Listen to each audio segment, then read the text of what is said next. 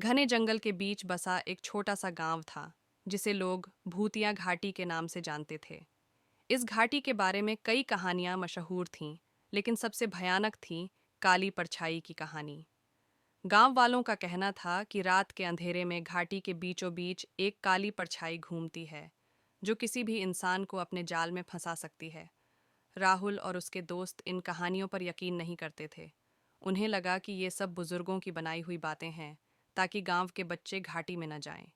लेकिन राहुल को चुनौती पसंद थी और उसने ठान लिया कि वह इस घाटी में जाकर सच का पता लगाएगा। एक ठंडी सर्द रात में राहुल और उसके 3 दोस्त टॉर्च और कैमरे लेकर घाटी की ओर निकल पड़े। जैसे ही वे घाटी के करीब पहुंचे, हवा अचानक भारी हो गई। अजीब सी सर्दी उनके शरीर में समा गई और चारों ओर अंधेरा इतना घना था कि टॉर्च की रोशनी भी धुंधली लगने लगी। घाटी के पेड़ ऊंचे और डरावने दिखने लगे, जैसे किसी छिपे हुए खौफ को छुपा रहे हों। जंगल के भीतर चलते हुए अचानक एक अजीब सी फुसफुसाहट सुनाई दी।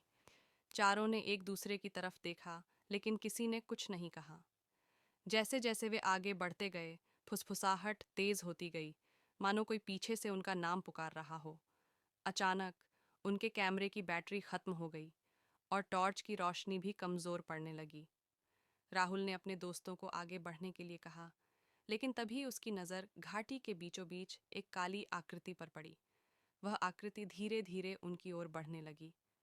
उसकी चाल धीमी लेकिन निश्चित थी। जैसे जैसे वह करीब आती गई, राहुल का दिल तेजी से धड़कने लगा। उसकी आंखें चौंधिया गईं और उसे महसूस हुआ कि यह वही काली परछाई थी जिसके बारे में गांव वाले चेतावनी देते थे।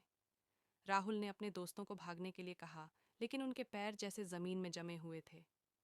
काली परछाई और पास आती गई और उसके चेहरे पर एक विकृत सी मुस्कान थी। अचानक राहुल के दोस्त एक एक करके गायब होने लगे, मानो हवा में घुल गए हों। राहुल चीखना चाहता था, लेकिन उसकी आवाज़ जैसे गले में फंस गई थी। काली परछाई ने उसे घेर लिया और सब कुछ धुंधला हो गया।